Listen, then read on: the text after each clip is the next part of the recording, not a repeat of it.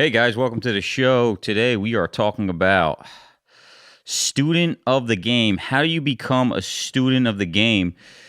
You know, there's a big difference between the professional out there that do it the greatest, the best. Even in even the NFL, the major leagues, you see the difference between the pros versus the more experienced pros, right? Do they For separate sure. themselves? There's always people who are better than the rest. Yeah, and how is that done? And today we have none other than Craig Lack, who I've admired his way of being a student of the game. I feel like I'm a student of the game. That's how I got good at things that I did.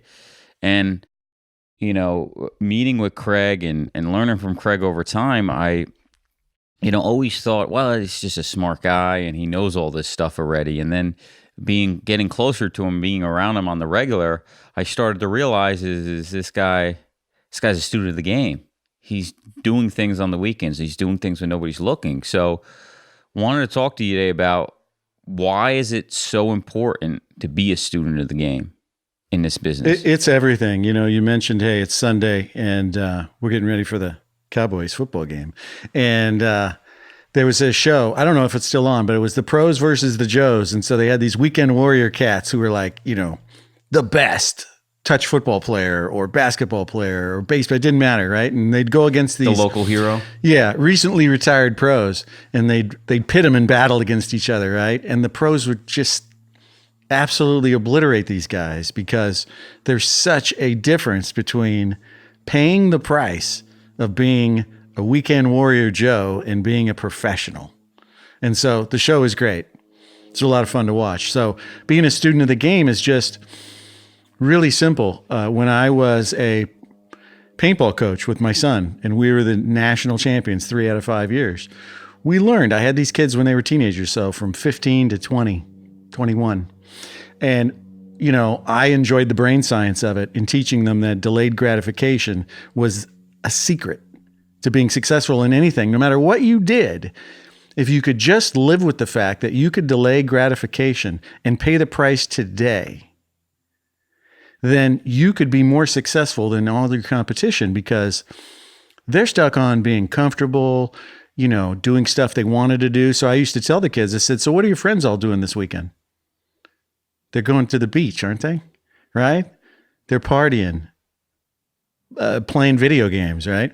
And I said, so they practiced at least 4 years straight. All through high school, my youngest son, Mark, practiced every single weekend.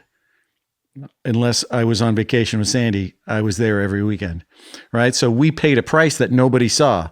Muhammad Ali has a great quote. He goes, hey, you're greatest champion of all time. None of these people were around when I was training, when I had to run 10 miles every morning just to wake up before I even worked out. Nobody was there. Will Smith has a similar quote. He's like, why would I pay attention to the people who didn't believe in me while I was struggling? Now I'm Will Smith and everybody, wants to be my friend. So, the game is, are you willing to do the things that unsuccessful people aren't? Because that's the secret to success. Yeah. Write that down. Just be willing to do the things unsuccessful people aren't, and you will be inevitably successful. It's impossible not to be. Yeah, I think it's, when I go back to my poker days, it was just a standard practice is if you wanted to become better, there was only one way. Obviously playing the game and practicing, but it was the time off the table that mattered. And people say, how do you, time off the table of poker? What is that? That's not obvious.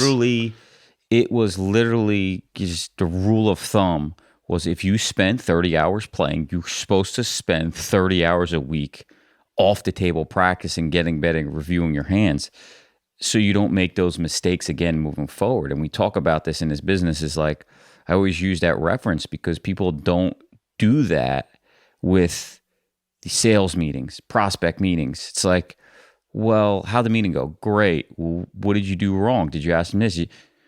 I don't know. I didn't ask them. But it's like, how do you ever know if you get better? You come out of there. A lot of times we come out of there, we're jacked up. It feels so great, right? Yeah. I feel so good. I'm on my sales high, mostly because you probably talked the whole time. I know it. So you come out there, Jack, you think the meeting went well, and you really don't know what they were thinking until you go back and you listen to a recording, which is a scary thing to do. I'll warn you guys, when you start listening to recordings, it's very scary to hear your voice, especially video. But when you go back and you go over it, you can dissect the things you did wrong, what you did right, and it's just what you did in poker. It's like, okay, I recognize that mistake. I see it. I'm not going to make that mistake again. Sure, you got to review your performance after you're done. Yeah, and you're literally, so if you made 10 mistakes in a poker game, it's just like a sales meeting. You're going to make a lot of mistakes. And as you get better, you just keep taking them off because you're still continue to make a handful in the meeting. It's inevitable, right? Nobody's perfect. But if you can limit it from, let's say, 8 to 10 things down to 2 to 4, well, the meeting's going to be more successful because you're not going to say those boneheaded things that you say as a salesperson or insurance broker. Yeah. The biggest issues are going to be you sound salesy. And the worst one of all that most people suffer from, they sound needy. And you can't be needy in a meeting because it comes through. Yeah. Yeah. And we all suffer from that in the beginning, right? It's because you do need that. You do need the sale. You absolutely want and need the sale, and it comes through you. Now I'm at the point, fortunate enough in my career, where sometimes I just don't care. I don't really need you that bad. Would I like them? Yeah, in most cases, I want the group. I want them, but yeah, I'm not needy anymore. Like I need to worry about paying bills or something like that. It makes a huge difference. You got to be able to walk away, take the sale away, and not be needy. I told you the other day when I was looking at a car, and they bring me in there and they offer me X amount for my trade-in, and then I get there and they say it's $2,000 less. We can't do that. And I go, here's your key. I'll take my key back and I'll see you later. Oh, wait, let's come on inside. Within 5 minutes, they were up $1,500 in price, and I still walked out because they didn't give me the whole $2,000 they told me. And then sure enough, the next day they called me with it. So being desperate, right? Yeah, they utilize that against you in car sales. It's what I've said a lot of times, right? The prospect's actually a better salesperson than the broker. Yeah, what do they call them? Buyers or liars? Usually the prospect, either you get sold, either you sell the prospect, or the prospect sells you. In most cases, we get sold. So let me just, so we talked about being a student of the game. Tell me a little about what does your weekend look like? How do you get better? Well, my kids are grown, so any day that ends in Y is all the same to me. So what would be a Saturday for most people, I'm in the office nearly every Saturday because it's quiet, it's undisturbed, I can get things done. It helps me focus. And then on the weekends, I find that to be the time where I can, if I'm not flying, because I like to read when I fly, gives me something to do. And I read a lot of books. And so on the weekends, I like to read. I like to do my prep work. So I need to do research a lot of times on companies I'm going to be talking to the next week. I need to be able to have a conversation with them about their business, their industry. Well, let's go back to reading for a second, because a lot of people struggle with it. I struggle with it. Finding the right environment. I've tried many times to read on a plane. I hate plane rides. I travel a lot now. I can't seem to read on a plane for whatever reason. Yeah, that's okay. Is it get audiobooks? Different. Yeah, everybody's different, right? So we've already talked about this. I like to read. You like to watch videos.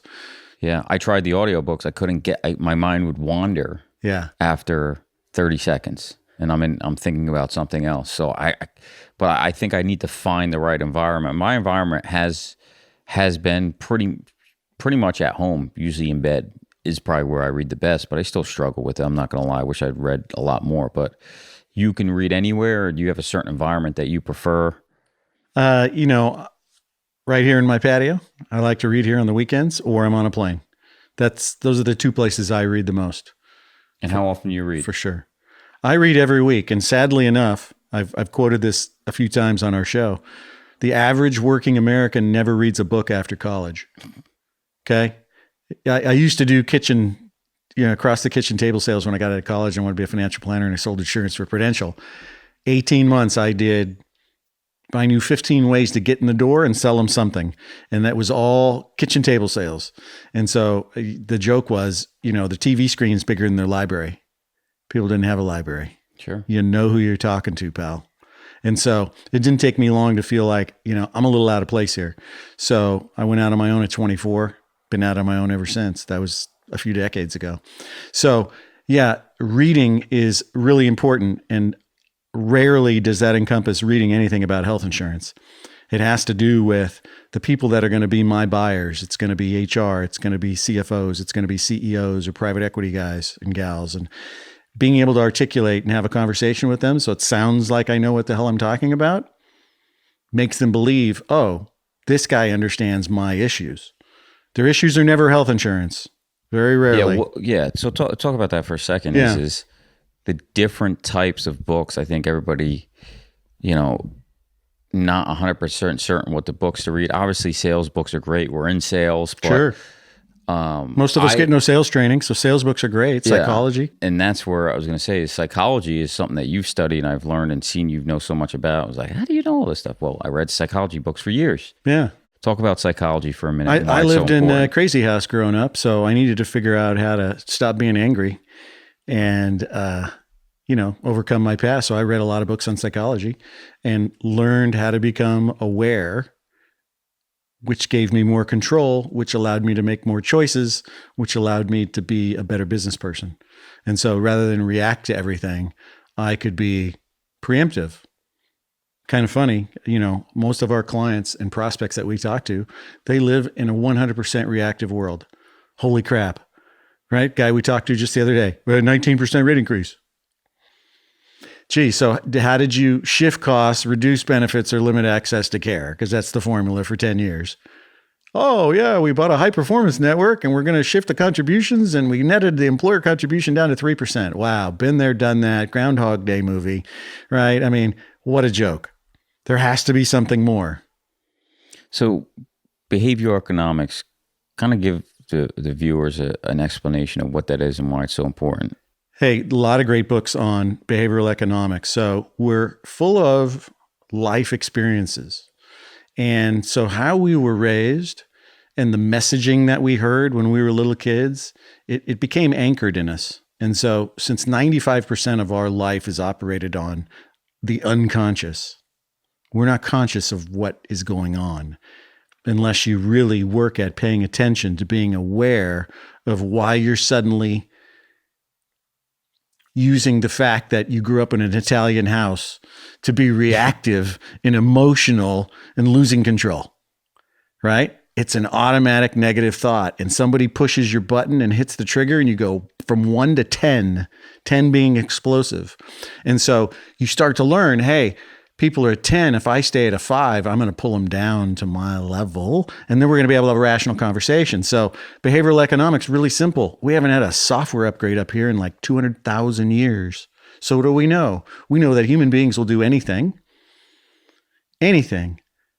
to avoid a loss, not so much to achieve a gain, which is why the whole 401k industry exists. Yeah. Right? We know that people, in the inevitable, you want to buy low and sell high, but that's not what happens. Everybody buy high and they sell low because they just are reactive and they're not thinking. They're very emotional and they lose control. And so if you realize that behavioral economics steers and influences a lot of people's conversations and thoughts in their head or unconscious thoughts in their head, it drives their actions and behavior. So you take advantage of it. Now, let's just segue that into wellness. Hey, they've been trying for 35 years. Shout out to our friend Al Lewis. Hey, 35 years to try and get people to modify their behavior in order to reduce the demand for healthcare services. Hasn't worked so much, has it? Because it's really hard to get anybody to do anything they don't want to do. Even with a financial incentive. $50 a month reduction, outcomes-based wellness programs. If you do this, then you get a lower premium. If you do this, we'll give you $50. If you do this, we'll give you $25. And the stuff only works on a small fraction of people. And so when you become educated on that, you can articulate a message to somebody that's different than the talking points that the wellness company gave you. And you can call them on the carpet and go, yeah, you've been doing the same shit for 10 years. You just changed vendors. And every year you lose money and your rates keep increasing because you're missing the point. You're shooting at the wrong thing. You're never going to change people's behavior. Not if they don't want to change. How do you change if you're somebody out there that maybe isn't a student of the game or wants to become more of that, how do you change or train your mindset to get into that path of becoming greater at what you do and competing with the top players in the market? You have got to take 5 minutes out to think. Einstein had a great quote. I've got 60 minutes to save the world. I'm going to spend the first 55 minutes thinking and the last 5 minutes taking action. You know what brokers do in this world? They spend 59 out of 60 minutes doing stuff, right? So if you could just take out 15 minutes a day to look at, where am I at now? Where would I like to be? If there's a gap somewhere, spiritually, physically, mentally, emotionally, financially, then you have to decide, do I have a reason why I'm willing to delay gratification and do stuff that I haven't done before in order to fulfill my potential? Because at the end of the day, that's what this is about. I don't know anybody who doesn't feel like they have so much more potential than they actually realize. And so if they could just spend 15 minutes taking the time to think about the gap between where I'm at today and where I'd like to be in these different areas of my life, and commit to just one of them, forget the whole thing, find one that you're really hot and passionate and emotional about, get behind it, and start to do things that change your behavior. And in about a month, you can change your behavior so it becomes an unconscious act. You don't have to think about it. At first, you have to make yourself sit down and read for 10 minutes. You got to think about it. You got to make yourself do it. You set a timer and you go, I'm doing this for 10 minutes. I'm not going to let my mind wander, right? And then pretty soon you can do 15. Then pretty soon you can do 30. And then you can do an hour. And then you don't have to think about it. It just becomes part of your routine. And what happens? Here's what happens. Same thing happened for my kids in paintball. You make your own luck. It's a coincidence that the harder you work and the smarter you work, the better you get and the more successful you are for whatever it is that you were in search of. It is inevitable. It is the way the universe works. So if you can just find the button that's going to make this heart connect with the brain, you will do that stuff that makes you more successcul than everybody else, because everybody else is taking the easy way. Yeah, they're relaxing on the weekends. It's chilling, man. I knew I think it was my 4.5 years in was when I took a lot of time to educate myself and get better at certain things. And it was a struggle to do it because you give up the prospecting time, or you give up some of the time in sales and the focus there to get better at certain things. Yeah. I think it was Michael Jordan, and I heard a story about one time where they were like, he's a lousy passer. He's a lousy defender. And then he became Defensive player of the year. Every single year, the best defensive player in the league. And that was all driven from him wanting to get better at certain things. Now, obviously, it's because they said he wasn't great probably at those things. So he said, all right, I'm not good at these things. I'm going to spend time and focus on getting better at these things. And then just inevitably, he became not only the greatest player probably ever, but one of the greatest defenders ever. So I guess focusing in on what you're not great at to get better at. It was just the same thing in the poker game. There's two different philosophies there. I will tell you, there's two schools of thought. And one says, screw your weaknesses, focus on your strengths and just be badass. And then there's another group that says, well, if you focus on your weaknesses, then, your average will go up, right? You'll perform a little better. And so I think you just got to figure out what makes you tick and do what works for you. Ultimately, there's 7 billion people. There's a lot of variation there. There is no you can't be great rule. at everything. It's like if you're in sales and there's certain things that you're doing wrong, I think you got to get better to get your talk down and your presentation down, because maybe your public speaking's not so great. Yeah.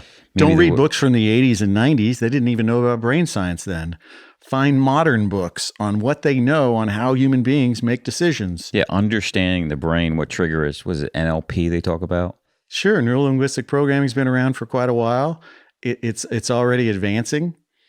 It basically takes advantage of the fact that they know that the human brain makes a decision emotionally, not logically. The logic only dictates the emotional decision that was probably made here in your heart. What's interesting, if you read more about the brain, it talks about so when a thought comes through, it essentially comes up the back of your neck and goes through your head, and the process, the logical thinking's in the front, but in order to get there, what does it have to pass? The emotional side, which is in the middle. And that's why so many people make emotional decisions, because they can't allow it to get through to the logical side, because it cuts through emotions. Emotions rise, blocks it, never gets to logic, right? And that's... Yeah, that little thing about the size of a walnut called the amygdala in your brain is that thermostat we've talked about before. It's your air conditioning thermostat in your brain that says, I like 71 degrees. And boy, that thought that just came in, whoa, hey, what's that? That's making me uncomfortable. You know what? I don't need to read right now. I need to check the scores, right? I need to check my fantasy league scores. And so this is what happens with your whole life. You just find distractions on why you're not going to call that client back because you read that, oh man, I don't want to call that guy. You just got to get it over with, right? And then it's done. It's like, when the kids are little, you got to convince them on, look, you just got to face the music. If you don't lie, just face the music. It's over in 10 minutes. It'll be resolved. But when you lie, then it leads to another lie. And pretty soon it's a week. You're stressed out. And eventually it always comes out. And so, all the good stuff in life is a paradox. It's not exactly the way we think it is. I talked to you about, I like to watch videos late at night, YouTube, things like that. Do you do any video learning? What things do you watch to get better? Trainings? Yeah, I have very little video learning that I do. Sometimes it might be somebody's talk. Mostly it's me reading. Yeah. Yeah. I watch TV at all or anything like that? Yeah. Yeah, I watch TV. Yeah. That's a game that anybody can play. It's like, okay, so the military did a study. We can only keep 150 people's names and faces in our head. So you go and you ask somebody, what's your favorite TV show? Everybody has one, right? Who's your favorite character? Oh, okay, great. So they're in your top 150. Do you have a single prospect where you're in their top 150 because you prospect to them all the time and they remember your messaging and your blogs and your emails and your videos and your book and your bestseller? Anything? No? Oh, maybe that's a problem if you're not in the prospects 150, right? So maybe there's this big freaking gaping hole. So pick your favorite character and, act that way. You're having a hard time. You're afraid of public speaking. Heck, I was nervous just 6 years ago. I was scared to death. I'd done hundreds and hundreds of open enrollment meetings in front of employees, but for some reason I told myself that being on stage is different, right? Just a little message that I hadn't written the right software code in my brain. And so I signed up for everything that made me uncomfortable and I got over it. And so, everything in life is a paradox. Don't run away from it. Run towards it. You'll fix it. What do you do to prepare for these calls? So you talk to more prospects than anybody. People are teeing up phone calls for you with your solution. Yeah. The Syra, if you don't know. Sometimes we call it the Sira. The Trojan horse. Yeah. What do you do to research and prepare for these calls? What does it look like? I'm looking to try and find a hot button with whoever I'm going to talk to, right? So last week we talked to a company who made guitars. Well, I did some research and I knew that at some point in time they were called the Stradivarius of guitars. And I segued healthcare into a conversation about how they negotiated with probably a very limited list of providers of the wood that they would need to make their special guitars and how challenging that was to have such a short list of vendors that they could buy from somewhere in the world. And we had a conversation. I talked to a food company the day before and I said, so, what percentage of your business do you use? Are you delivering your own private label food? Is there more margin in that than just facilitating, vendor A's food stuff to some other place? And, I researched what the food delivery industry was all about and had conversations with them. I had another conversation with a company who's got 1 million commercial washing machines. And I was like, oh, that's really interesting. It reminds me of casinos I've worked with for 20 years. Your washing machines are just like a slot machine. If they're not working, you're not making money. And I said, I can remember 10, 15 years ago, they would tell me that a slot machine could make them $150 a day net. I said, so how much does a washing machine cost? Long pause. Guy kind of chuckled and said, that's an interesting comparison. Yeah, they are pretty similar. He goes, we make 10 to $60 a day per machine. He knew his number. He just had never, nobody kind of tied those two together. And so I just have the ability to do that because of my experience, probably being a retail broker for so many years, dealing with so many different kinds of industries. I never had a niche. I'm a big fan of riches and niches now that I'm a lot more experienced. But back in the day, I just got experience knowing about a lot of different businesses. But when I read, I try to read with the intent of being able to have a conversation that never has anything to do with health insurance, but has to do with their business. It gives you a way to segue it into healthcare based on how their business functions. Always. Just to allow them to understand it. So here's a couple of quick examples. When you're having a hard time keeping workers to drive around the country and service 1 million commercial washing machines because the best employees you have are old, in health insurance terms, they're old. And so that means their claims are going up. And it's really hard to find young people who want to do that. And yet young people could do it easier, cost you less money, and you have to pay them less. So because you have an aging workforce who have higher health claims, it eats into your profit margin. And so once we talk about the pain that causes, the dynamic of their demographics and the lack of ability to recruit new talent, what does it lead to? Well, it led to a health insurance conversation when I led the conversation. And so you use their business struggles tied to what we already know. Everybody knows who's listening. Healthcare kills profits of every single company out there. Now, some companies make so much money they don't care. Like I had an energy company in Houston a couple of years ago tell me, son, I don't lose sleep over $25 million problems. And what am I going to say?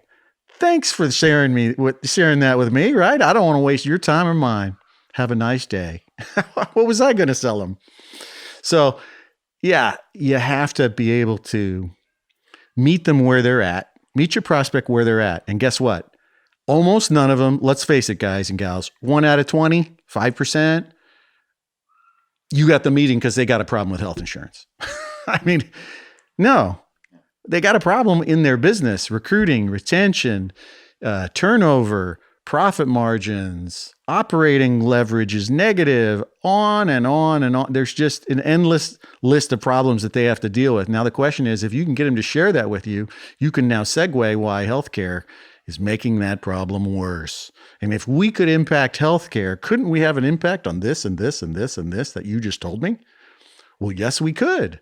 Well, that's why you're here. To help them solve their problems, not your. They don't care about you. They don't care what you have to sell. So in your calls, you're right away just going to try to test them on where's their problem. Here's what I know about your industry. Here's what I researched. And just have a conversation around their business and what they want to talk about. Because in the end, that's all they really care about. That's all they really care about. And I've even said just straight up, I just read an article. Right. And what do? You do Google it? If it's not publicly traded, are you looking at, if it is publicly traded, you're looking at financials. Yeah. So a lot of the publicly traded companies have all of their most recent quarterly presentations to their investment community online.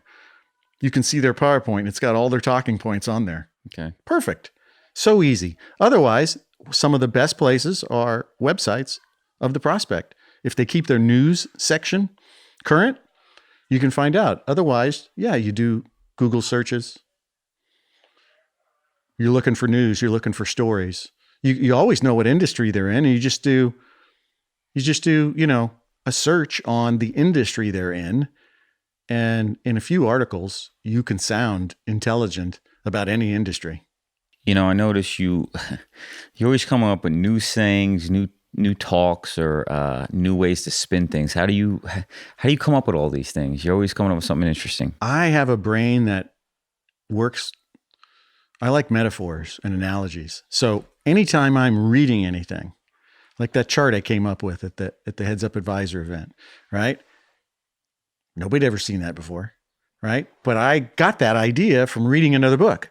And so when I read books, I've always found that every book has at least, and I mean good books have maybe 5 or 10 or 15 fabulous ideas I can make money with. And so I read, and it always makes me think of something that I could go, oh my gosh, I could use that to say this, to convey this message so that it's clear.